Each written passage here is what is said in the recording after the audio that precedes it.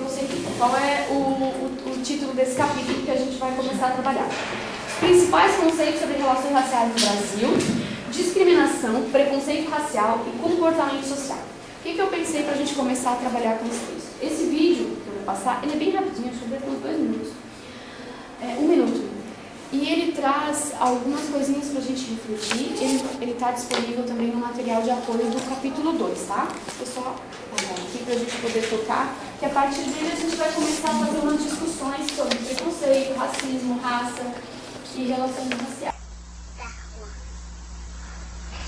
Which doll is the pretty doll? Which doll is the nice doll? Which doll is the bad doll? Which doll is the nice doll? And which doll is the bad doll? And why is that doll pretty? Because she's white and she has 2 eyes. Which doll is the ugly doll? Why is that doll ugly? Because he's black. Which doll looks most like you? Like me. Yeah, which one looks like you? And that one. Okay. That doll. Esse vídeo ele foi feito nos Estados Unidos com crianças brancas e negras. Aqui só apareceu as crianças negras, né? Crianças brancas e negras e com bonecos, né, negros e brancos. E aí, qual foi a proposta desse trabalho? Era perceber como que as crianças, já desde a educação infantil, desde que elas nascem praticamente, que elas se inserem em outros grupos, elas sentem e vão aprendendo o que é bonito, o que é feio, né? O que é legal, né? E elas vão incorporando elementos de um jeito de ser, né? Que é considerado belo, que é considerado bonito e que normalmente é branco.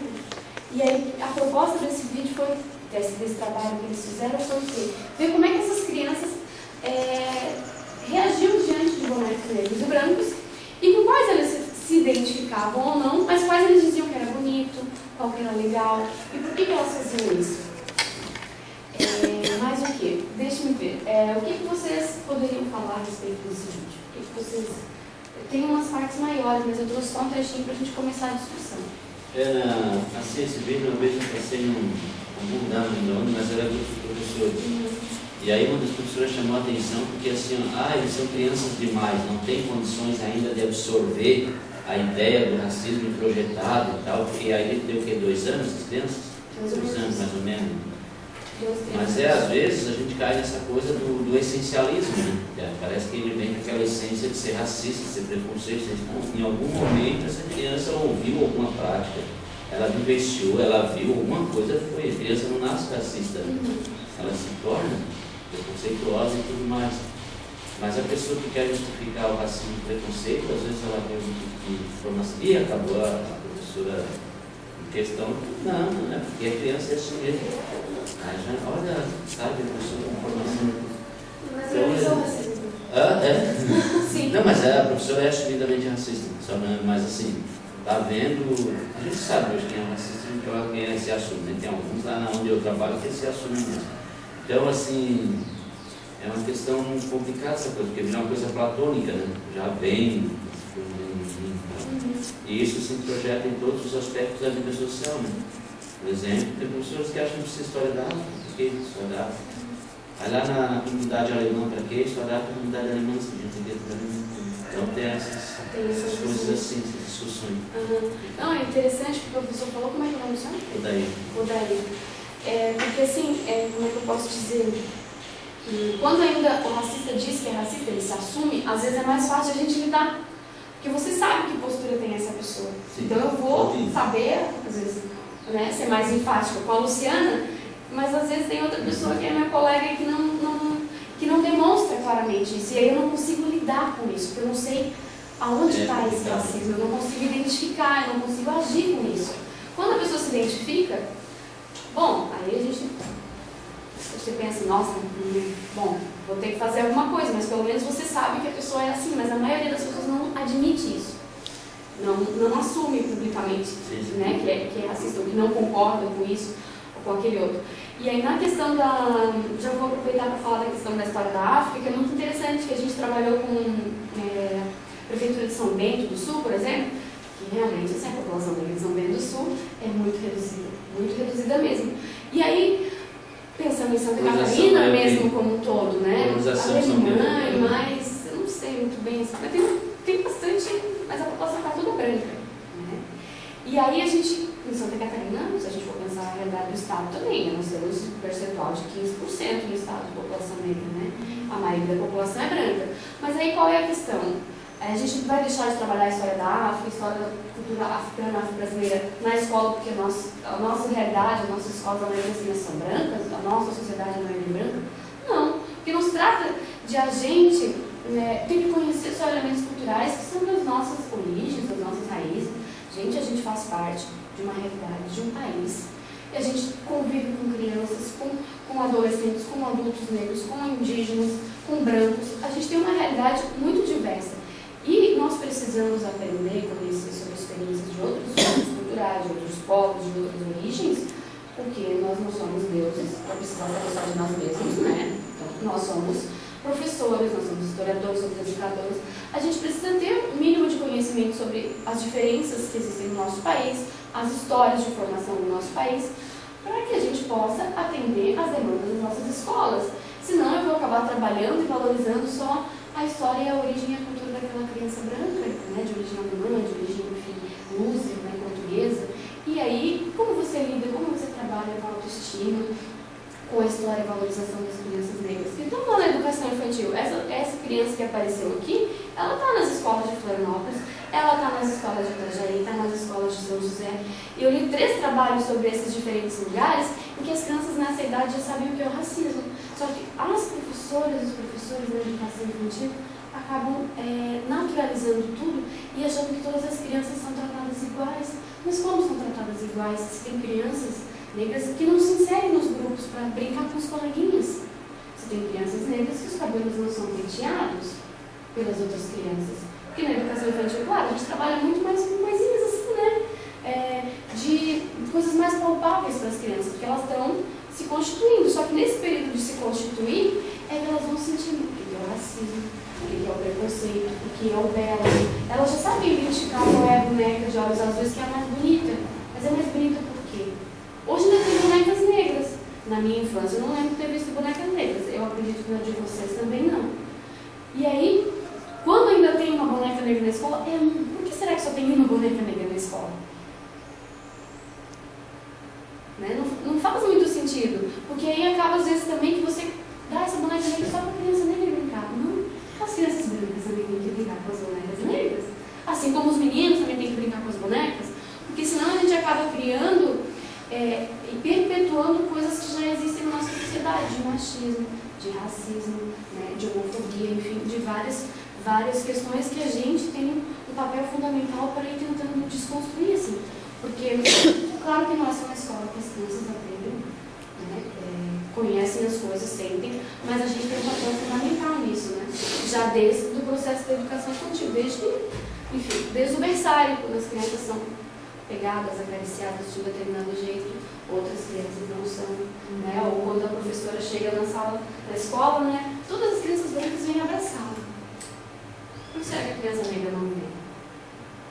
Ou por que essa professora não vai tocar nessa criança negra, né? Não faz carinho? Porque nessa idade a gente sabe que as crianças gostam muito de se tocar, de conhecer, e elas precisam ser tocadas também, porque isso é uma demonstração de afeto, uma demonstração de que essa criança também é importante. Né? Então, assim, a gente vai trabalhar meio que numa perspectiva de pensar conceitos, né? Discutir o que é raça, como é racismo, racialismo, o que é preconceito racial, discriminação racial, que também tem uma questão assim, um pouco voltada para a linguagem do direito, mas que são questões que permeiam todo o nosso cotidiano, a nossa realidade brasileira, tanto nas escolas quanto na sociedade de um modo geral.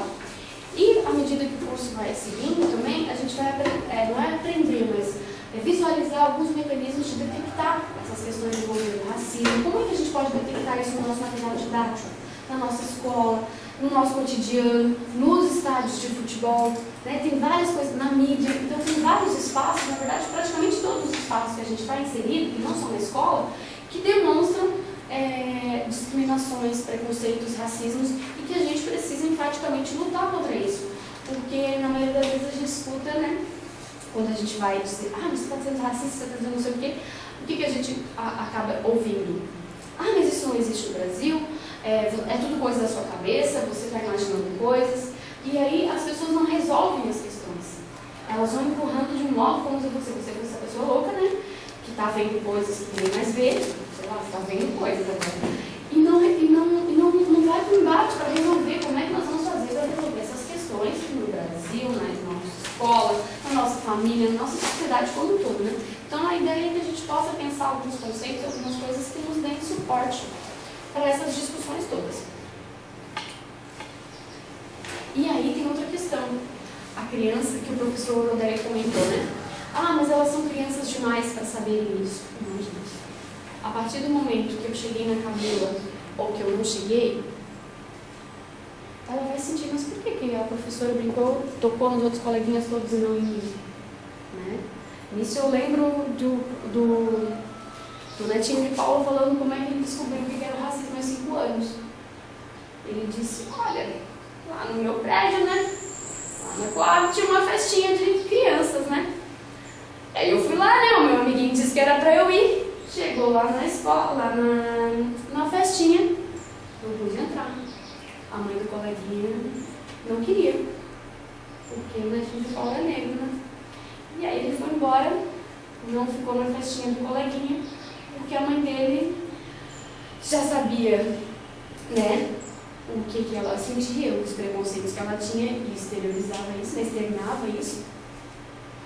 E aí foi que ele se deu conta de quê? Das diferenças que existiam, mas aí ele ficou chateado por quê? Por que motivo?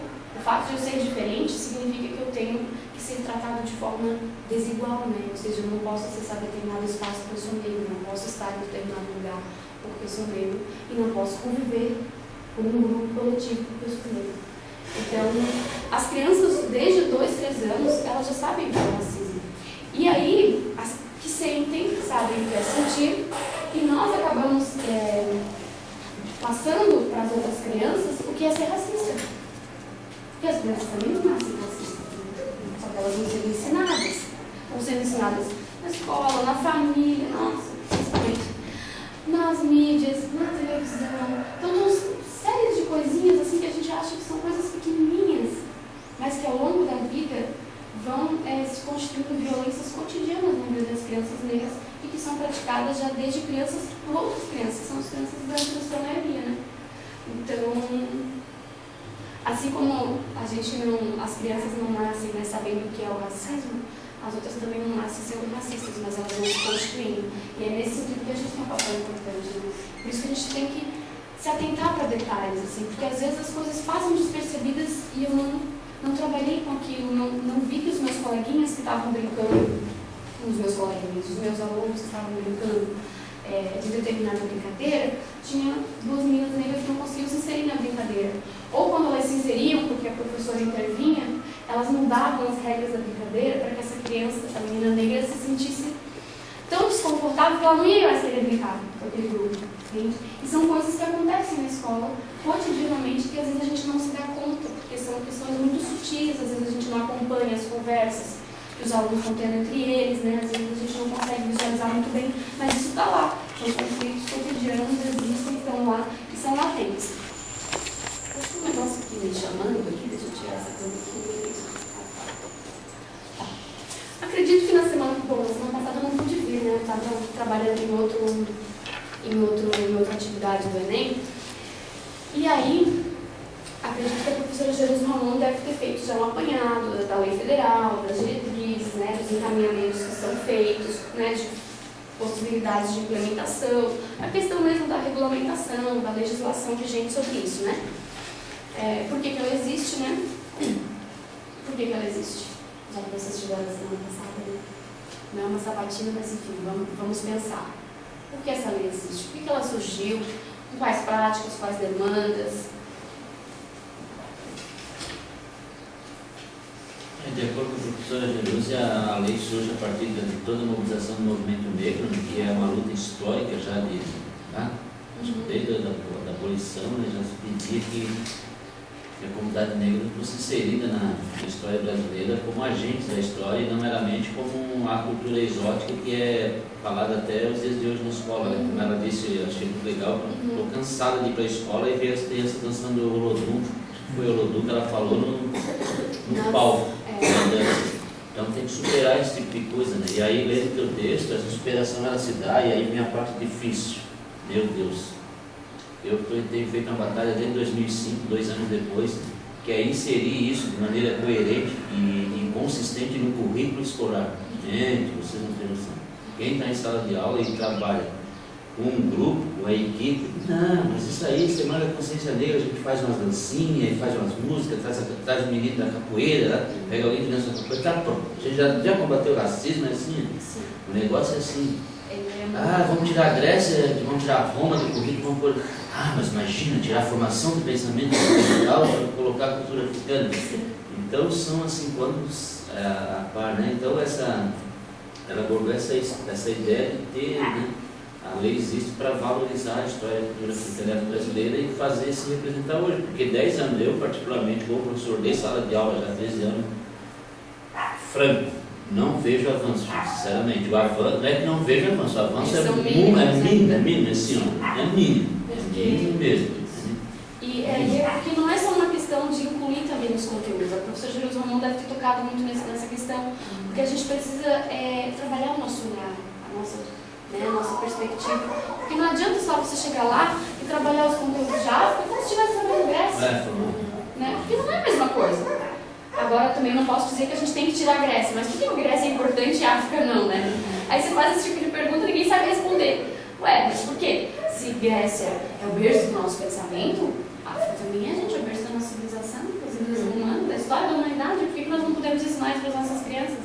Né? Então, existe um discurso que é racista e que acaba colocando sempre os conteúdos ocidentais, os conteúdos nacionais, nós somos isso e aquele outro, e eles são primitivos, são bárbaros, são selvagens, são tribos. Né? Não faz muito sentido. Faz sentido se a gente quiser continuar nessa visão ainda única, eurocêntrica e equivocada para pensar a história. Eu penso assim, a pré-história, eu acho que é a chave de todo o pecado, digamos assim. Porque assim, daí da pré-história você passa para as primeiras civilizações. E quem são as primeiras civilizações? Na América, Inca, Maia e Azteca. Acabou, ninguém mais é civilizado. Aí ali o Egito e tal. Aí todo mundo que não é essas primeiras civilizações é o quê? Continua na pré-história? É incivilizado? Tribo, é bárbaro, é selvagem. E por que esse pré-história? A história não começa com a humanidade?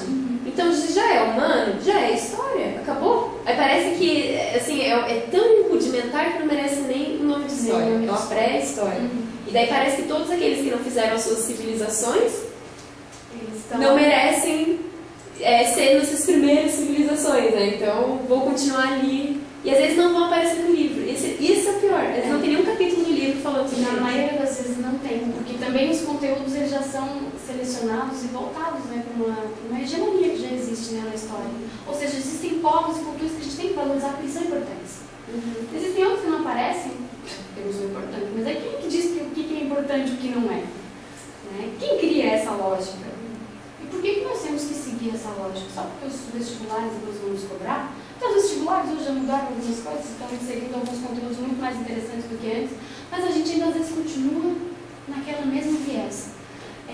Outra coisa interessante, a gente vai, eu não sei se a gente já disponibilizou no curso, mas acho que a gente tem que disponibilizar esse vídeo da professora Chimamanda, que ela trabalha com a ideia do perigo de uma história única. Ou seja, a gente acabou trabalhando, e quando eu digo a gente, é toda, né, a história do pensamento intelectual mesmo, do Ocidente principalmente, que é genuíno, porque a gente acaba trabalhando sempre de uma perspectiva única da história.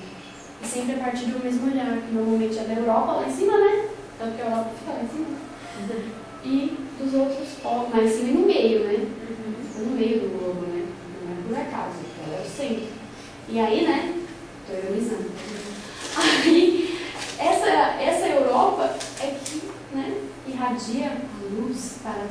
continentes. E é essa história que a gente tem que conhecer, com essa visão totalmente eurocêntrica, de uma Europa, de uma cultura ocidental como centro do mundo. E a gente às vezes não consegue entender, compreender outras formas de cultura. Aí a gente realmente vê um vídeo, vê alguma coisa, né, na TV, vê algum material no nosso livro didático e acaba, que muitas vezes é estereotipado também, mas a gente acaba fazendo o quê? A gente acaba sempre colocando aqueles povos como se eles realmente não fossem tão políticos assim, né? Não tivessem tanto desenvolvimento assim. Então, o nosso viés, a nossa forma que a gente foi construída, a nossa forma de visão ainda está muito vinculada a isso, né? E o que a professora Chimamanda Ngozi coloca? Comece uma história com as flechas dos nativos americanos e não com a chegada dos britânicos. E você tem uma história totalmente diferente. Por quê? Alguém conhece histórias das populações indígenas que foram massacradas pelos gregos em Santa Catarina? Quase não sobrou nenhum para contar essa história. Ou seja, a gente só tem a história de quem matou. De quem está morto vai contar o quê? É um tipo de história até perigoso, no sentido de que agora, por exemplo, quando se estudava a história da África, algum tempo atrás se estudava a história da África, a história dos indígenas, a partir do que os brancos e europeus escreviam sobre eles. Isso é extremamente complicado, esse tipo de coisa. Você já pegava a história distorcida. Né? Sim. Então agora, por exemplo, dos indígenas, está saindo muita pesquisa nova aí, muita coisa nova aí. Isso é muito bom, porque o que a gente tem de relato é que os europeus escreviam, os jesuítas e etc. Tipo, aquele livro Frei Bartolomé de Las Casas que escreve Visões do Paraíso Destruído, você já viu sobre isso? Sim. Então é a visão dele, mas é uma coisa assim meio... Sim, porque o que acontece? Isso, você tem uma visão, claro, aí essa do Bartolomeu é uma visão de época ainda, né? Então ele tem um olhar o quê? De onde ele parte, que é um olhar europeu dele, né? E aí ao se deparar com essas populações, ele vai vê-las, achá-las diferentes, e vai usar todos os argumentos que ele tem baseado na sua cultura para classificar as outras, né? Dar características, falar que era isso ou aquele outro. Né? E o que acontece? A nossa história também ela foi constituída assim. Agora realmente está mudando. Acho que dos anos 80 para cá a gente já teve uma mudança bem legal, assim, de pensar a história ouvindo, né? Ouvindo os nossos sujeitos. Senão a gente vai lá, o quê? Achei o documento lá no arquivo. Às vezes não sei fazer uma crítica a esse documento, porque às vezes, assim, normalmente a gente tem documentos que são muito estereotipados. São, às vezes, documentos de relato de viajante, são documentos oficiais, que eles não foram feitos para dar visibilidade às culturas múltiplas que existem no país. Eles não foram feitos desse jeito. Eles foram feitos por algum outro objetivo. Só que a gente pode partir de uma visão que a gente perceba elementos de cultura, formas de organização nessa documentação e trabalhe de uma perspectiva diferente. Por isso que o modo como a gente olha, o nosso olhar, a nossa perspectiva é tão importante.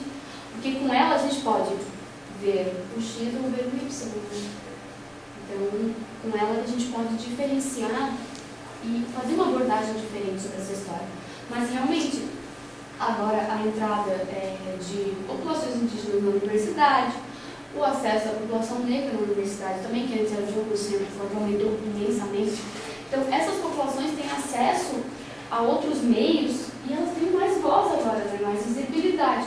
Todas as lutas dos movimentos indígenas, dos movimentos negros, também trouxeram possibilidades de políticas públicas para essas populações que sempre foram marginalizadas. Eu não vou dizer que são minorias, porque elas vão trocar. Se a gente for pensar nas populações indígenas, até tá, porque está em torno de 1 milhão num país todo. Mas 1 milhão também não é tanta minoria assim, né, gente?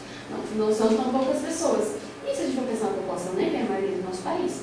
Então, não vamos tratar da perspectiva de minorias, mas da perspectiva de que são grupos historicamente excluídos e marginalizados por conta de todo o processo histórico que a gente teve e por conta do que a gente ainda pensa hoje e acaba perpetuando, né?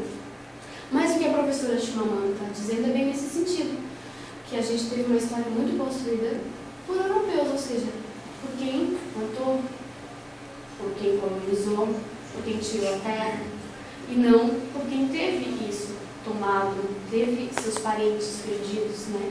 Essas pessoas não foram ouvidas, ou seja, não existem narrativas que possam contar a sua versão da história.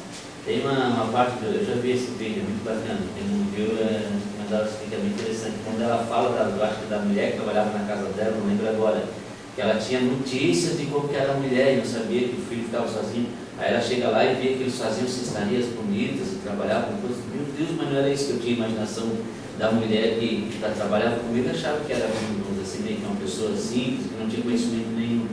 Muito bacana. E a ideia da história de quando ela, americanas assim, está no céu da África e fala inglês, pode isso. Então tem umas observações que ela vai fazendo muito interessantes sobre esses detalhes. Assim. Ouvir a partir do outro, que a gente chama em algum. Não sei se é história cultural, é a história de baixo que a gente chama, né? Vem da perspectiva da história vista de baixo, ou história dos excluídos. E a história social tem caminhado muito nessa linha, né? Também agora, a partir dos anos 80 para cá, tem tido muito um olhar de pensar essas populações que nunca tiveram, na verdade não é que elas não tiveram voz, elas nunca foram ouvidas. Elas sempre falaram, só que a gente aqui não escutava. Porque elas sempre estavam lá, ó, batalhando, dizendo, olha, nós não estamos satisfeitos com esse modelo de sociedade, nós estamos com problemas, nós queremos mudar essa realidade. Só que a gente não ouvia. Desculpa, está falando de mamação, então, uma outra coisa assim que eu estava vendo interessante, como a gente vai, esse ano trabalhamos, dificilmente a gente trabalha a história dos movimentos de trabalhadores, dificilmente não, é que você me aprofundei um pouco na 1829 a 1930, no período que se forma aquelas classes trabalhadoras do país. E é uma coisa interessante, que olha, eu não encontrei um texto pequeno falando da constituição dos sindicatos no Brasil. Eu achei interessante, boa ideia para pesquisa aí, quem quiser pesquisar essas coisas, tá? Quando se fala de sindicalismo operário no Brasil, a gente fala de imigrantes italianos, sobretudo vinculado à corrente política anarquista, que se formou grande movimento político em São Paulo, Rio, a greve 1917. Aí eu pensei, mas onde foram os povos africanos, os povos negros pós-abolição? Essa gente não trabalhava em indústria. A indústria foi formada por imigrantes brancos. Aí fui ver um texto, encontrei um texto com 20 páginas, nem era sobre empresário, sobre trabalhador, era sobre liberdade, acho que condição da africana pós-libertação. E aí falava dos grandes sindicatos formados por organizações negras do Ceará, no Nordeste do Brasil, em alguns estados, no Rio Grande do Sul e tal. Eles simplesmente somem da cena histórica brasileira na década de 30, 1920. Logo depois da abolição. Não se fala nada, absolutamente nada. O movimento operário não tem negro nesse país, pode fazer uma pesquisa. Né? Inclusive você vai pegar autores clássicos da história e não falam sobre isso. Não falam, é um vazio completo. Isso eu trouxe até num desses slides, porque a gente vê lá no nosso material didático, né? Normalmente quando tem alguma coisa vinculada às populações de origem africana é falando da escravidão. Só que aí depois da escravidão as pessoas são abduzidas, pode? Gente, somem todo mundo! Como assim? Foram pra onde? Elas somem do livro didático, somem da história também. Por quê? Porque aí você tem também uma forte intenção e atuação do Estado nesse período do final do século XIX, para trazer os imigrantes, né? Então, nos anos 1870 em diante, tem muitos imigrantes. Por quê? Porque o Brasil se deu conta que ele era absolutamente negro. Aí, gente, nós temos que dar um jeito de melhorar essa condição do nosso país, né? Então, trouxeram, tanto que em 300 anos de escravidão foram trazidos aproximadamente 4 milhões de africanos que chegaram aqui no Brasil, né? Em 50 anos foram trazidos 4 milhões de imigrantes também. Ou seja, a ânsia por branquear o país foi tão grande, mas tão grande, que em 50 anos eles trouxeram 4 milhões de imigrantes, principalmente italianos, alemães, isso a gente já conhece na nossa história, para que o Brasil, enfim, tivesse uma saída, uma alternativa, uma salvação, porque senão não ia continuar negro. Embranqueceram a história também. Embranqueceram a história também. Não sim, falaram mais e a gente tem isso tão marcado que aí vem o quê? Vem toda essa parte do movimento operário, que as ideias anarquistas, as ideias revolucionárias vieram também da Europa. Não pode ter ideia revolucionária aqui? Não, veio da Europa, como os imigrantes. Aí, enfim, os africanos, os seus descendentes foram abduzidos e entraram os imigrantes, né? E aí, o que acontece? Os sindicatos, né? As fábricas, tá? Todos italianos. E aí tem um problema também, porque a gente tem uma história ainda no Brasil muito centrada em São Paulo e Rio de Janeiro. E aí a gente acha que tudo que é discutido em São Paulo e Rio de Janeiro vale para o restante do país, não vale. Mas vamos falar de outro movimento, São Paulo. aí é um equívoco, por quê? Porque a gente acaba não conhecendo as outras experiências de associações, de grupos operários. Por que essas pessoas continuam trabalhando? Ou vocês acham que elas cruzaram os braços? Bom, estamos trabalhando, vamos cruzar os braços e vamos viver de sol. Não! Gente, não é assim que funciona, né? Essas pessoas continuaram trabalhando, muitas delas continuaram trabalhando nas quitandas, que nem a gente tinha aqui em Florianópolis, tinha em São Paulo, tinha no Rio, tinha em vários lugares. Quitandeiras, vendendo doces. Outras entraram para trabalhar em fábricas. Então a gente tem vários serviços básicos que continuaram sendo exercidos por essa população negra. Trabalho doméstico. Trabalho doméstico, Nesse também texto, trabalho doméstico até o dia de hoje.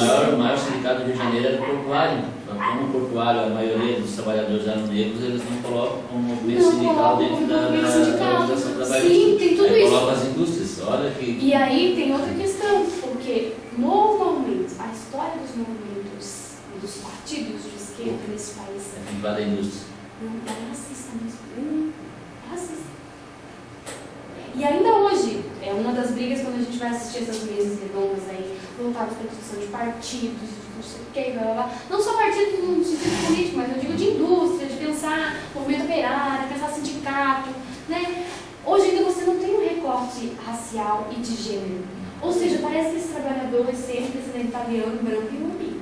E não são assim. As pessoas não são assim. As pessoas que trabalham em fábricas, as pessoas que trabalham na rua, as pessoas que estão em todos os lugares desse país não são assim. Tem pessoas que são, mas não são só essas. Essas eu acredito que seja até uma minoria. E aí, o modo como a gente vai construindo a história é que é danado. Por quê? Porque a gente acaba sempre privilegiando uma memória única. E a memória do operariado está vinculada à imigração italiana, né? Por mais que muitos desses italianos nunca tivessem trabalhado em fábrica.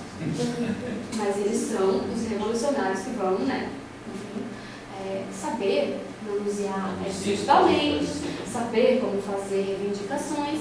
E são coisas que a gente vai construindo, por isso que a gente tem que atuar tão fortemente na história da educação, porque a gente acaba perpetuando ideias que são equivocadas. Em Pelotas, eu vi um trabalho sobre uma associação também, mas era um movimento operário muito forte, porque Pelotas tem uma população negra muito grande também, né? No Rio Grande do Sul, no modo geral, também tem. Mas desse período do pós-abolição, e por insatisfações nos locais de trabalho, nas empresas, nas fábricas, perdão. E essas populações se organizavam, se mobilizavam, criaram movimentos sociais, não criaram o sindicato talvez aos moldes que o operariado italiano criou. Aí tudo que não entra desse quadradinho bonitinho que foi criado já não conta. E não é assim, aí você acaba excluindo todas as experiências de outros grupos que não são exatamente do jeito que a gente queria contar, né? Então, esse que é Quem que é o trabalhador, né? Eu acho também isso, assim. Todos são trabalhadores. Só aquele trabalhador da indústria é trabalhador? Tem uma série de questões que têm que ser discutidas aí, e essa questão é realmente muito forte. Agora que a gente vai entrar no texto, tá, gente? Propriamente dito, a gente está na primeira página. Eu vou tentar fazer algumas considerações assim, mais gerais sobre esses termos, porque nos capítulos 3 e 4 a gente vai conseguir visualizar no livro didático, na televisão, como eu já comentei, em outras mídias, em outros espaços, como é que esses termos eles agem mais na prática. Ou seja, como é que eu identifico o racismo? Quanto que eu tenho que trabalhar com a ideia de raça na pensar política pública e quando eu não tenho que trabalhar com a ideia de raça? Né? Então, tem várias questões que a gente vai começar a pensar agora e que a gente vai continuar trabalhando nos próximos capítulos. A ideia de raça, tem muitas pessoas que acham que a ideia de raça, como ela está pensada hoje, ela já existe desde o século XV, não é? Que essa ideia do século XV de raça, ela está vinculada, por mais que as pessoas às vezes dissessem os povos negros, mas elas estavam atreladas muito mais a uma ideia cultural, e não a considerar esses povos negros inferiores por conta da sua cor, da sua raça. Não tinha essa ideia, né? Agora, essa ideia de raça que a gente tem tão atrelada ainda hoje, na nossa sociedade, ela vem do século XIX.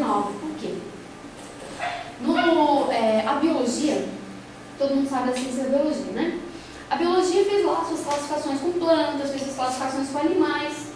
E aí, um cara muito esperto pensou, não, nós vamos fazer isso com as pessoas também, os grupos populacionais.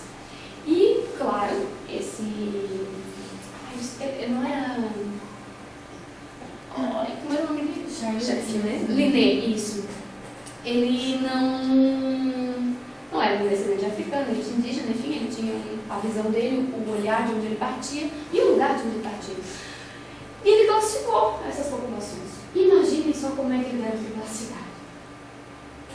Provavelmente os africanos estavam no topo, porque eram os seres superiores, os hegemônicos maravilhosos, não, né?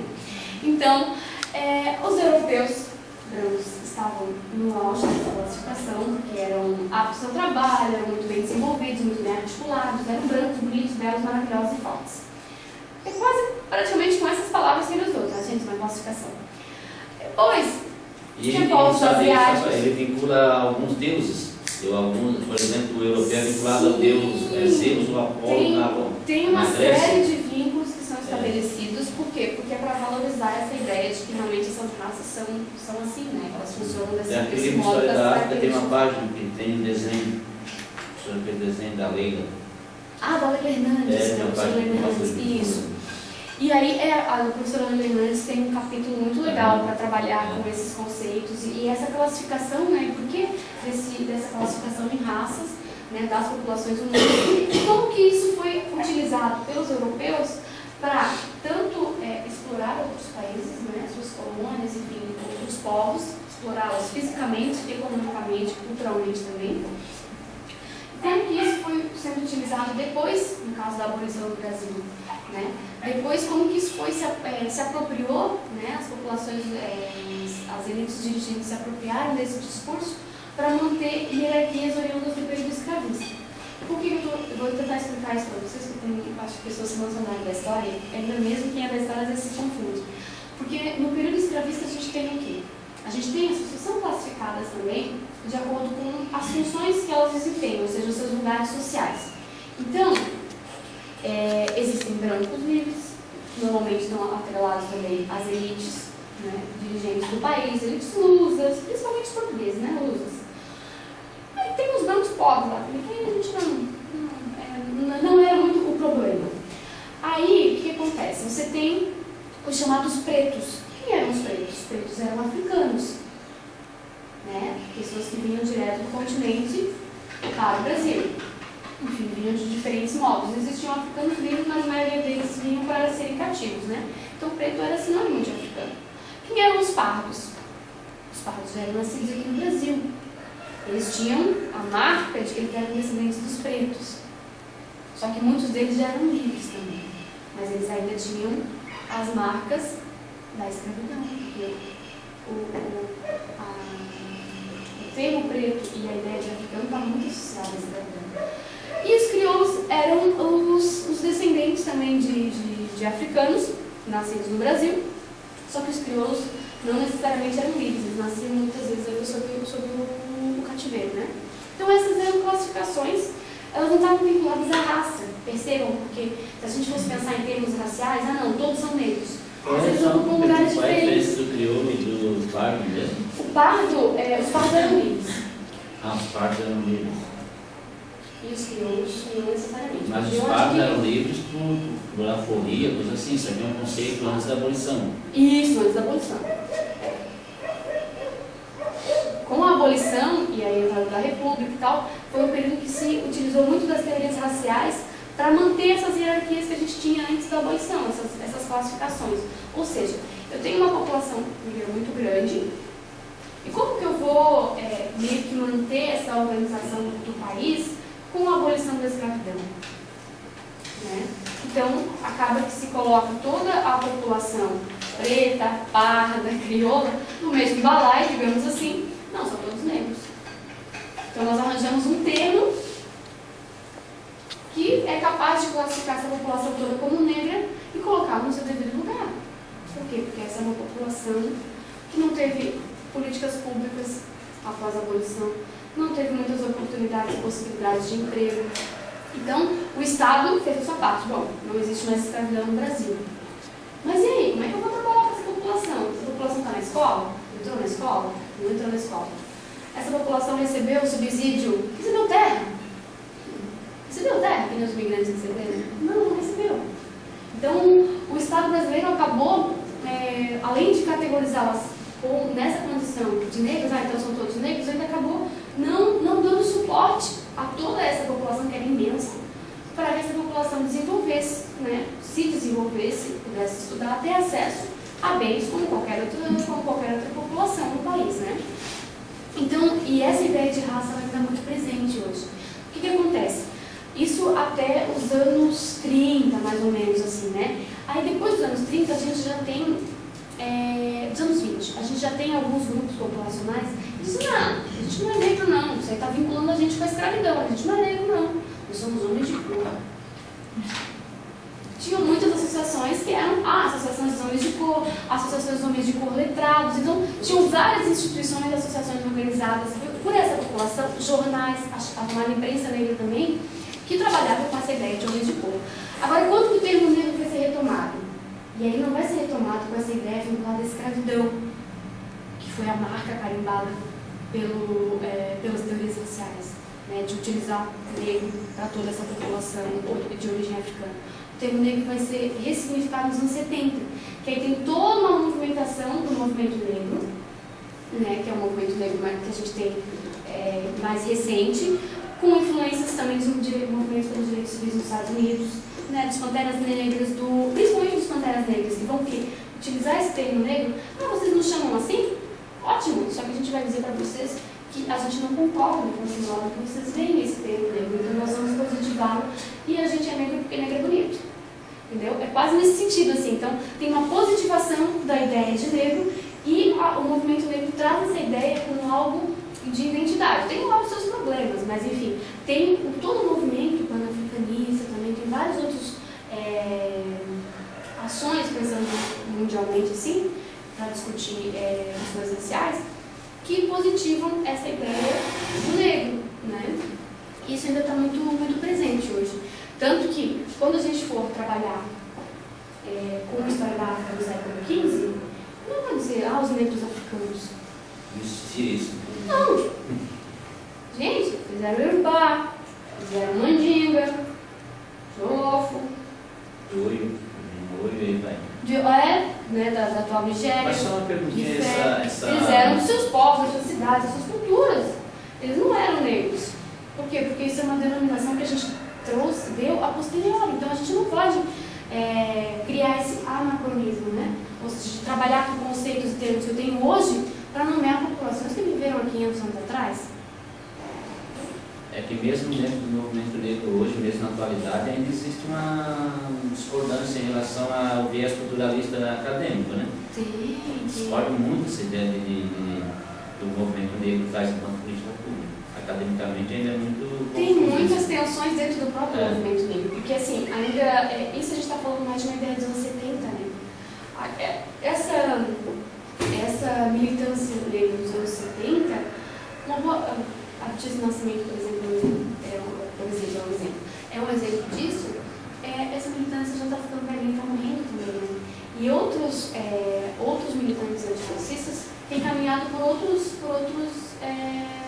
aspectos também, né, de pensar para além dessa questão racial, mas todos eles compreendem que essa questão racial é importante, por quê? Justamente por conta das políticas públicas. Como é que eu vou dizer que eu vou criar cotas para afrodescendentes? Quem é afrodescendente? A gente tem mais ou menos um caminho, né, mas nesse sentido, o termo negro ele deve ser utilizado, por quê? Porque ele tem a questão do fenótipo, tem uma questão cultural também, e tem a questão de que o nosso país não se vê em base raciais atualmente. Ou seja, eu passo na rua, o professor que chegou aqui, gente, não vou ignorar, ele é negro. Quando eu vou pensar política pública para a população negra, políticas para a saúde, não tem que pensar nesses termos. Por quê? Porque são esses termos que vão garantir que eu tenha políticas públicas específicas para essa população. A população negra tem anemia falciforme, por exemplo, coisa muito rara na população branca, quase inexistente. Então, o governo deve se atentar a esse tipo de necessidade, ou seja, pensar uma política pública para atender a essa população que tem um problema de saúde que é genético, enfim, e que é específico da população negra. Quando eu vou pensar ações afirmativas, eu também trabalho com a ideia de negro. Por quê? Porque ainda a gente sente as tensões raciais entre populações negras e populações brancas, e tem que trabalhar nesse sentido, nessa perspectiva, para poder dar conta de atender essa demanda. Olha, a gente precisa ter um mínimo percentual de população negra na universidade. Por que essa população negra não está na universidade? Gente, é impossível que mais de 50% da população brasileira seja burra. Não é essa a questão. faz o acesso à universidade? Como a gente forma os nossos alunos para entrar na universidade? Como é que está aquecendo a escola pública? Como é que não está? Por que a gente tem os cursinhos? Se a escola privada fosse tão perfeita assim, também vai ter cursinho para vestibular, né? Porque o negócio que dá dinheiro. E, ou seja, essa população, diferentes populações têm acesso a esses cursos pré-vestibulares. Por quê? Porque isso é uma garantia maior para que você entre na universidade. Só que quem pode pagar, normalmente as populações brancas, acabam tendo um acesso muito maior para a universidade pública e gratuita. Já as populações negras quase não acessam. Então, não é uma questão de mérito, né? É isso. Não vou dizer que o mérito não entra na questão se existe ou não. Mas eu estou dizendo que é uma questão de oportunidade, ou seja, se eu preparasse todos igualmente para disputar essas vagas, beleza, isso não precisaria existir. Só que as pessoas não são preparadas igualmente. Então eu tenho que criar uma política pública, uma medida que garanta no mínimo que eu tenha uma parte da população negra na universidade, senão a gente ia continuar só com 1%. E os outros 99% brancos, e os indígenas nem se falam, né? Tem 4 ou 5. Agora tem um grupo na UFSC que está fazendo uma pedagogia intercultural, é isso, né? Ou seja, é pedagogia intercultural. Licenciatura intercultural. E senão essas populações acabam sendo cada vez mais excluídas do processo e do acesso a E esses são os fatores objetivos, né? Porque tem os subjetivos também, de como que a população negra se vê. Eu vejo isso muito aqui com os meus alunos. Assim, eu fico indignada, eu não sei como trabalhar isso. Eles vêm fazendo piada de que eles são bandidos. E eles não são bandidos, eles não são filhos de bandidos, mas eles são vistos assim, representados assim, e eles não se veem como médicos, eles se veem como bandidos. Esse é o glamour, e a gente tem que trabalhar isso também. E isso é uma questão cultural. Cara, no teu texto, eu tenho uma dúvida aqui. Na década de 70, após o processo de mobilização do movimento negro no Brasil, o termo negro recebeu um novo sentido e passou a ser fortemente utilizado enquanto luta política. Por isso, as discussões atuais acabam enfatizando esse termo, mas é preciso pensá-lo para além do discurso atual, em que o negro tem significado identitário e positivado. Como é que funciona esse discurso de identidade e positividade, né, para a criança? Isso aí hoje, porque tem gente, tem professor que diz, eu não posso mais falar o termo negro em sala de aula porque eu vou ser processado. Tem a gente que tem um medo disso, mas se tem a criança negra, eu digo, então você tem aqui. Se você não disser, porque você já está... Tem que ser respeitada, tem que ser valorizada, tem que ter cultura, tem que ser falada. Você não pode falar pejorativamente, é isso que ele pode fazer, mas você pode falar. Então, porque o movimento, no caso, não seria luta política, seria identidade, né? Tem que ser reforçado? Como é que tu vê isso assim? Então, a sala tem 5 crianças brancas e 5 negras. Tem que ser reforçado a identidade, esquece que ali, não no sentido de esquecer, mas que colocá-las todas no mesmo. A questão é assim, a gente acaba trabalhando muito com essa questão das identidades nas escolas. Não era o papel da escola ficar reforçando a identidade, não. Porque não era. Por quê? Porque as identidades, elas são das pessoas, dos seus grupos culturais, das suas famílias, das suas experiências de vida. Se eu na escola reforço determinada identidade e não na outra, eu estou tratando desigualmente essa identidade. Agora, se eu vou trabalhar com essa perspectiva, eu tenho que trabalhar com todas. Né? Aí, eu tenho que a criança negra, não estou dizendo que ela tem que saber que a história da África foi linda, porque não é isso. Não é isso que a gente está cobrando, que a gente tem que trabalhar, nossa, não, a África é uma maravilha, sempre foi, todo mundo viveu bem. Não, como qualquer outro lugar do mundo, os territórios têm conflitos, os povos também não se gostam o tempo inteiro. Então, né, isso tem que ser muito bem pensado, porque aí eu também não vou trabalhar com uma visão de dizer, nossa, você é descendente de africano, você é negro, ai, que veio lá da rainha, não sei das quantas, que sempre foi perfeito. Né? Não é essa ideia, nem de idealizar e nem de vitimizar. Porque quando você vitimiza, até que a gente trabalha com a ideia de, quando a gente está trabalhando escravidão, você sempre vitimiza. Quando você vitimiza, você tira dessas populações o papel de sujeito. Ou seja, você tira da história dessas pessoas que elas se mobilizaram, que elas não gostavam daquele sistema. E aí você acaba passando aquela visão, nossa, eles eram os coitados, né? Eles eram assim. E aí os seus alunos vão pensar isso. Aí o que acontece? Os alunos negros vão querer ser identificados com essa população que foi cativa, que não se mobilizava? Não, né, gente? Nem vai querer se identificar com uma coisa dessa. Por quê? Porque foi construída uma imagem sobre isso e a gente acaba perpetuando no nosso fala, nos nossos materiais, essa imagem e depois a gente diz, essas crianças negras não se identificam, não querem pensar em identidade, não sei o que, não sei o que. Mas ele fala, é muito complicado. quê? Porque a gente vai construindo sempre coisas negativas sobre a história dessa população e depois ainda quer que a criança se sinta, né, feliz por ser negra. Mas aí tem... Deixa eu só terminar mais uma questão, porque assim, já que a gente trabalha com uma perspectiva de valorizar as identidades, a gente tem que trabalhar com a autoestima dessa criança negra. Tem que trabalhar assim. Ou seja, se eu estou lá na educação infantil, se eu estou lá no quinto ano e eu toco com os meus alunos brancos, eu tenho que tocar com os meus alunos negros. Né? Por que eu não vou tocar? Eu não sei tocar, eu tenho medo de tocar, mas por que eu tenho medo de tocar com a professora? A professora é uma pessoa, a professora é outra pessoa. Os meus alunos também são pessoas. Então eu vou tocar. Né? Você vai conversar, vai tratá-los do mesmo modo que você trata os outros, só que aí às vezes, negro não. Né? Você nem diz, mas você já tem na sua cabeça e acaba tratando de forma diferente. Né? E aí quando tem os conflitos entre os próprios colegas, né? Se você não faz nada, o colega me chamou o outro de macaco, como você não vai fazer nada? Você tem que ter uma postura de discutir aquilo, ou entre os dois, ou com a turma toda pelo menos, né? Por quê? Porque aquilo tem uma marca muito forte para a construção da autoestima da criança negra. Porque além de não ter uma autoestima positivada, está vinculada à ideia da escravidão, que é muito forte, é muito negativa, essa criança é comparada com animais, ou seja, ela não tem nem a dignidade de ser comparada com outro humano.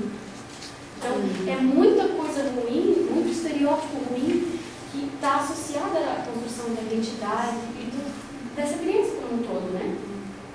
E aí, quando eu trabalhei nesse parágrafo especial, que essa identidade, o termo negro, foi usado como uma questão de identidade negra positivada, no sentido que eu estava falando antes, de que no final do século XIX, nas primeiras décadas de 20, a gente tinha o termo negro foi meio que colocado. As populações são negras, não foram elas que se autodenominaram assim.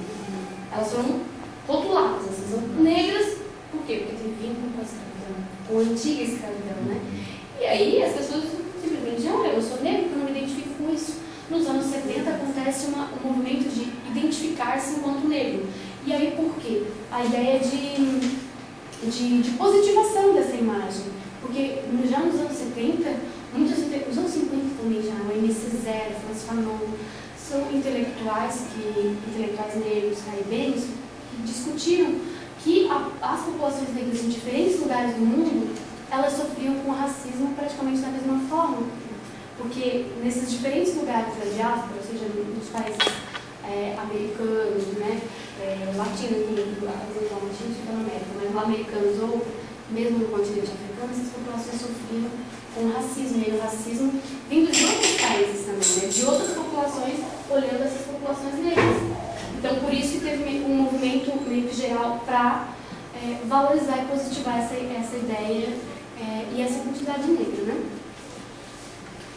O racismo eu já falei. O racialismo é o quê? Vem do mesmo radical, né? O que é um racialista? Um racialista é aquele que acredita que as raças realmente existem. Porque a gente já sabe agora que as raças humanas não existem, biologicamente falando. A biologia já provou isso. Só que no dia a dia, eu identifico ele como negro, ele como branco, ele como indígena. Ou seja, essas coisas ainda estão muito atreladas ao nosso cotidiano, à nossa forma de ver o mundo. Né? Por mais que a biologia não tenha dito, gente, não existem raças, só a raça humana. Por isso, quando a gente trata de política pública, de algumas questões centrais, a gente trabalha com o termo pensando em relações raciais. O próprio nome do nosso curso é relações raciais. Ou seja, são relações que ainda estão presentes na nossa sociedade. E aí a gente não vai discutir, não, a gente vai discutir como que a gente vai pensar isso, vai mudar isso, vai propor alternativas, né, do que está colocado. Esses conceitos estão todos no texto, tá? Eu vou pular porque tem mais alguns aqui. Negro ou afrodescendente. Acho que isso tem a ver com a pergunta que a professora Daí fez anteriormente. E o que eu já falei sobre África, no século XV, por exemplo. Eu vou estudar a história da África. Nossa, estou lá eu, trabalhando com os meus alunos, tenho que estudar da África, eu vou trabalhar com os seus termos. Como é que são os termos chamados? Pelos nomes.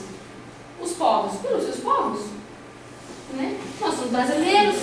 Eles são ruandeiros, eles são angolanos, hoje, né, pensando nos estados que a gente tem hoje. Se eu for estudar o século XV, eu vou trabalhar com seus povos de origem. Quando eu não consigo trabalhar com esses termos de povos de origem, que eu não sei quais são realmente todos esses povos, ou que não está muito, que a gente não tem muito conhecimento histórico sobre isso, que não está muito colocado, eu vou pensá-los enquanto africanos. são do continente africano, não é no sentido de homogeneizar, de dizer que são todos iguais. É só um termo meio para dar conta, assim, de experiências daquele continente, mas não é para dizer que são todos iguais, não.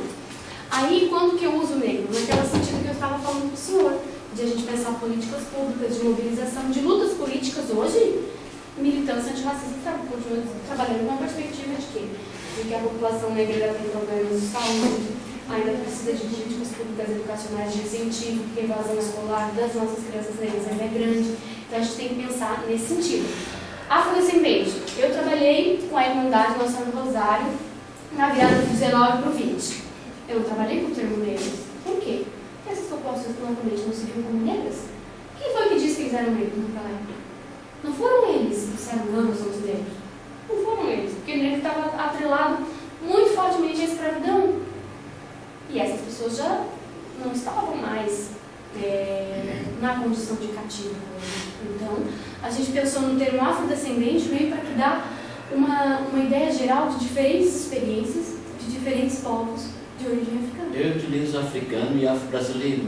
Os conceitos que eu Afro-brasileiro, porque daí você está falando de experiências dos afros no Brasil. Sim, existem os afro-caribenhos, né? Ou até mesmo tem alguns autores que trabalham com a ideia de afro-latinos, né? Na América Latina como um todo. Assim.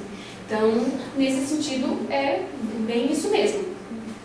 E aí eu trouxe para a gente poder entender, né, em que momentos a gente vai utilizar uma ideia ou outra para não criar categorias raciais para pessoas que não eram civistas, pessoas e grupos que não eram civistas enquanto termos raciais, né? Aqui é a mesma questão do negro africano. Por quê? Porque a gente não trabalha com a perspectiva de que essas eram populações negras no século XV. Elas eram os seus povos. É porque essa divisão aí da África está muito relacionada, em geografia se vê muito África branca e África negra. Ah, sim. Também está vinculado a esse. E aí a história trouxe isso também, África branca e África negra. O norte da África desenvolvido, os árabes fazendo comércio, ok? O Saara para baixo do bicho. Essa visão que se tem ainda. Então, infelizmente, ainda tem livros que o MEC ainda deixa passar com esses termos. Novamente. Eu tenho visto muitos materiais com isso. E eu, coisa inclusive, boa, conversei com uma colega minha e disse, disse, olha, que ela disse pra mim que era participar das avaliações. Eu disse, meu Deus, eu quero entender como é que funciona essas avaliações de vocês, porque chega muito material didático estereotipado, com visões muito... tem um conteúdo. Tem muitas coisas boas, sim, com certeza, melhorou muito. Eu acho que nesses últimos 5 anos, principalmente, melhorou muito. Mas ainda passam umas coisas que são igual ao trigo, sabe? Aquela ideia que deixa assim, que faz com que a gente pense sempre essas populações como menores, como inferiores, como estereotipadas. Eu queria fazer uma pergunta das pesquisas do Sheikh Anta Diop, nessa questão do Egito, né?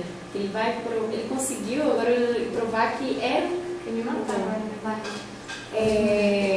Algo que é negro, digamos assim, porque você fica qual é a cara do egípcio, né? Porque ele é tão superior e tal, que ele tenta dizer que também eram já negros e negroides, assim. Ele faz toda a pesquisa dele para provar que eram. Sim. E a gente, quando vai fazer o filme sobre o Egito, é Elizabeth Taylor, que é Cleópatra, né? Sim, então, assim, e aí é totalmente um equívoco, né? E também no Egito tinha os traços árabes, né? A gente não pode esquecer que os muçulmanos já estavam no continente africano desde o século V, 1000 anos praticamente antes dos portugueses. Então, principalmente no lado oriental da África, não no lado voltado para o Atlântico, mas no lado oriental, tem uma influência árabe muito forte, ainda hoje, né? E esses traços dessas populações estavam muito atrelados a traços árabes também. Né? Então, os traços físicos eram diferentes. Os núbios também, que eram considerados povos muito bélicos, né? Também tinham traços físicos diferentes, ou seja, a gente não pode trabalhar também na ideia de tratá-los todos como negros, porque aí a gente cria meio que uma imagem comum para todas essas populações, eles não eram iguais, né? Porte físico, os traços do rosto, o formato dessas diferentes populações eram diferentes, que tinham contatos com outras populações, outros tinham contatos com os mouros, né? Outros tinham contatos com o norte da África, que realmente tem uma população mais branca por conta dos contatos culturais e históricos com o mar Mediterrâneo, como a Europa. Então tem diferenças e a gente não deve tratá-las todas como iguais, né? 10 e 15 já. Aqui eu trouxe uma questão para a gente pensar do estereótipo. Eu já estou falando bastante tempo de estereótipo hoje, né? E o que é esse bendito estereótipo? que é esse danado que a gente tem na nossa cabeça muito inculcado? Eu tenho um estereótipo, que os seus alunos também têm, eles não são filhos de bandidos, mas eles sabem que as populações negras são tratadas dessa forma. E eles têm isso na cabeça deles. Ou seja, tem um estereótipo de que negro é vagabundo, negro é bandido. Todo índio evadiu. Todo índio evadiu. Todo baiano, nossa, preguiçoso enormemente. Então, o que acontece? São termos, expressões e coisas que nos dizem muito do que nós somos e da forma como a gente pensa outras pessoas e outros grupos populacionais. Né? Porque só Catarina e Gaúcho trabalham, né? Nunca vi, meu Deus. Aí, e esse estereótipo, ele é danado, por quê? Porque ele vai reforçar preconceitos e práticas de discriminação que nós temos cotidianamente. Porque a gente já tem meio que uma visão pré-formada. O cigano é assim, o negro é vagabundo, o negro é bandido, né? O branco lá, o operário, é trabalhador, né? O baiano é preguiçoso. Então, às vezes, estereótipos a gente já tem meio que formados. O branco português é... não, aí também não conta. É pescar durante a noite e de dia dormir. E aí tem, ou seja, toda uma série de estereótipos que a gente já tem que reforçam cotidianamente os nossos preconceitos. Aí chegamos no danado preconceito racial.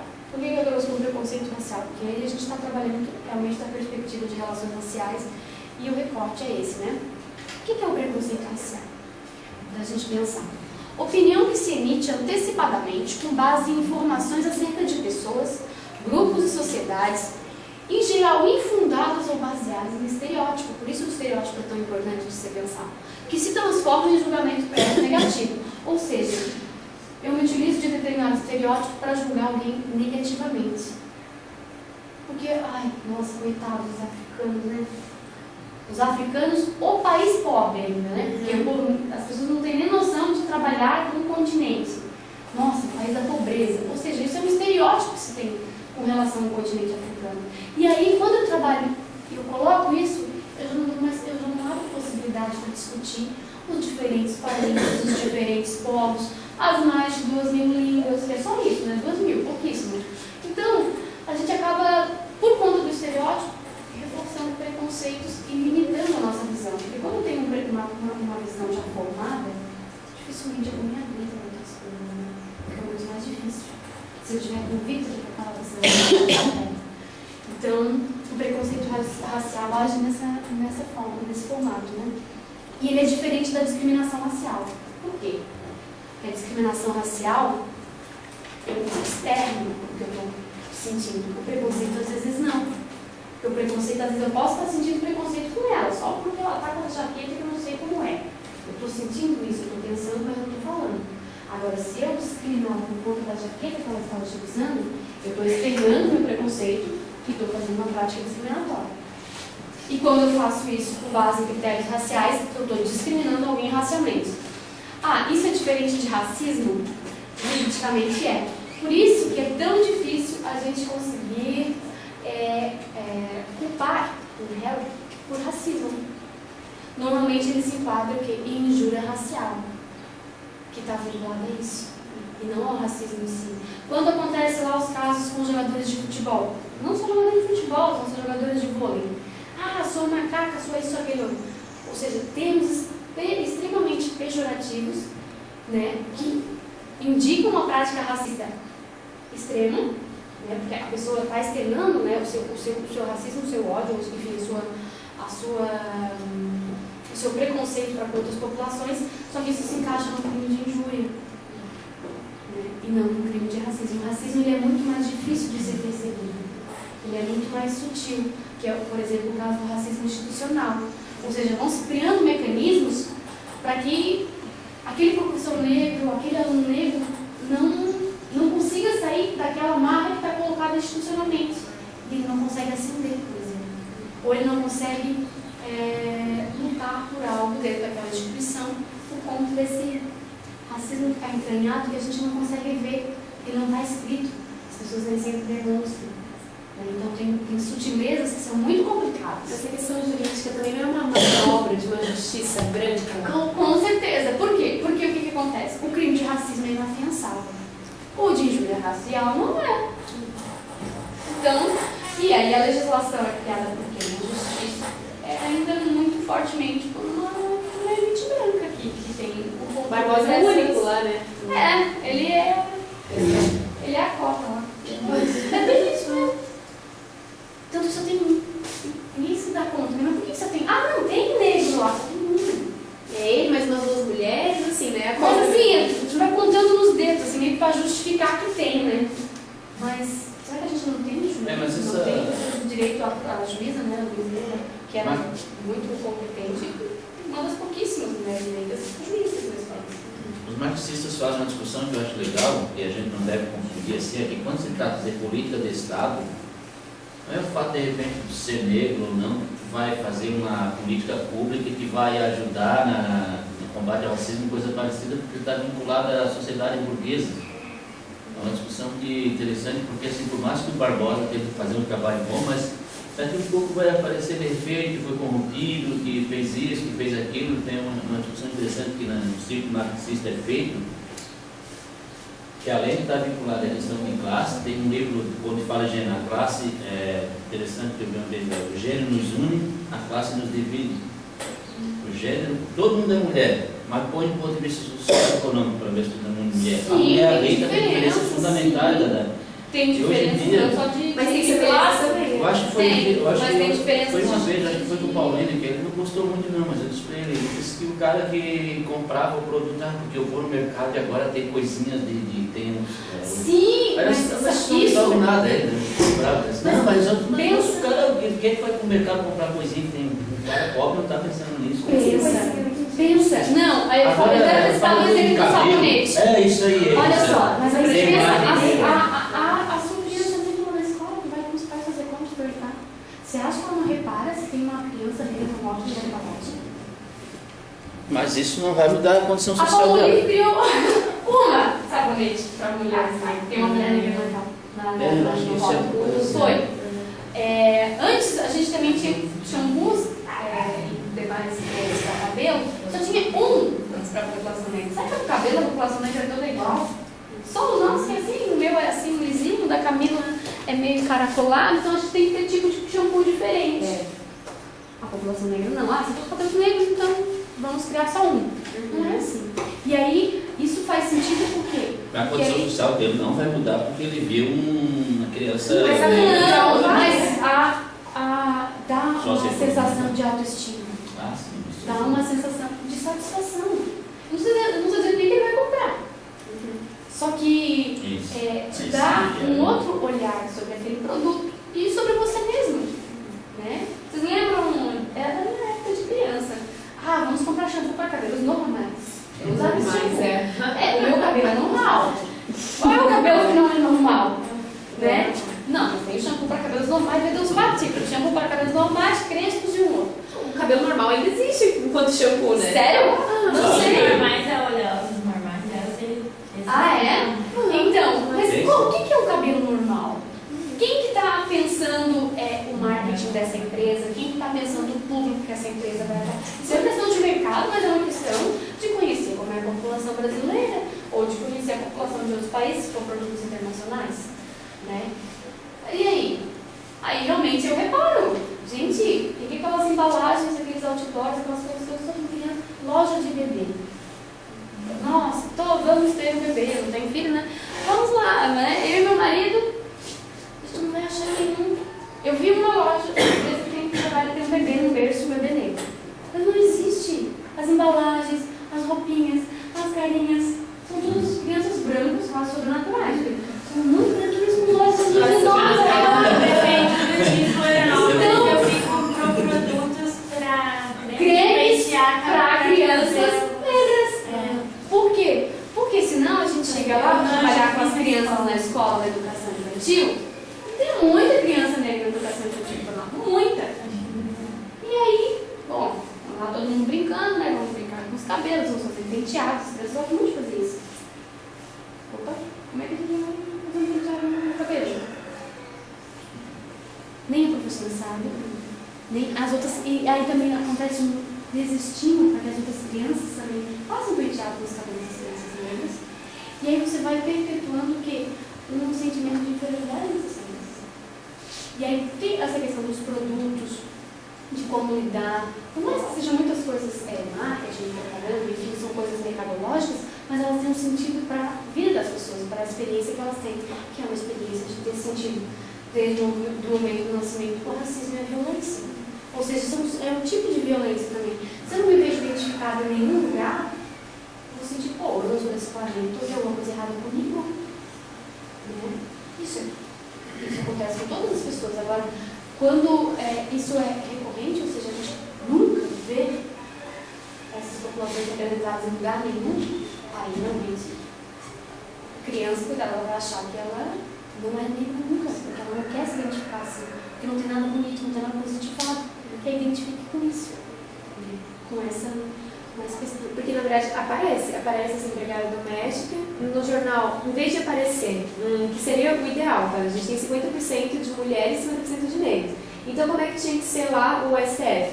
50% de ministros negros, entre eles metade de mulheres, e entre os brancos metade de mulheres também. Aí isso ia mudar um pouco o meu aluno, porque assim, ele ia ver os negros lá no Hélio Costa, que hoje é só onde ele vê bandido, mas ele também ia ver lá julgando os processos. Então ele ia ver que ele não é só bandido, ele é bandido também, como tem bandido branco, mas tá lá. Tem outros espaços sociais. E por mais que aquela cúpula ali não fizesse nenhuma política para mulher, não fizesse nenhuma política para negro, só o fato de eles estarem ali num lugar de poder ia mudar a maneira como as pessoas se veem. Porque daí no caso também assim, eu não vejo nenhum. São poucas as capas preta mulher. Então isso também faz com que a mulher se veja menos como capa preta, e se veja mais como professora, que é onde a gente está, né, na pedagogia. Enfim, eles são, não coincidentemente, onde é menos bem remunerado. Tanto que já vi pesquisa que mostra assim, que as mulheres hoje têm mais graduação, mas até pós-graduação, só que elas ainda ganham menos. E as mulheres negras menos ainda. E isso são dados estatísticos comprovados, ou seja, quem ganha mais, que tem maior concentração de renda, são os homens brancos. Depois vem as mulheres brancas, depois os homens negros e depois as mulheres negras. E até porque as mulheres negras não têm um índice de escolarização enorme, por conta dessa nossa herança escravocrata, porque uma boa parte dessas mulheres trabalham em serviços manuais. Por isso a importância da PEC, né? De valorização, pelo menos, desse trabalho. De estímulo. Porque assim, se você não tem estímulo, se a gente não estimular os nossos estudantes a fazer vestibular, eles não vão fazer. Eles não sabem nem o que é isso. Mas por que eu vou continuar estudando? Ou seja, você não consegue vislumbrar um futuro a partir daquilo. Um futuro não só rentável, também. Eles não se dão conta de que às vezes você pode ascender socialmente e economicamente com base nisso. Então, tudo trata-se de uma questão de estímulo, né? De mobilização. Vamos lá, que eu acho que já está quase acabando, meu Deus, já são 10h30. Aqui. Deixa eu ver. Acho que é. Esse é o último slide. Que é só meio que um fechamento das coisas todas que a gente estava colocando.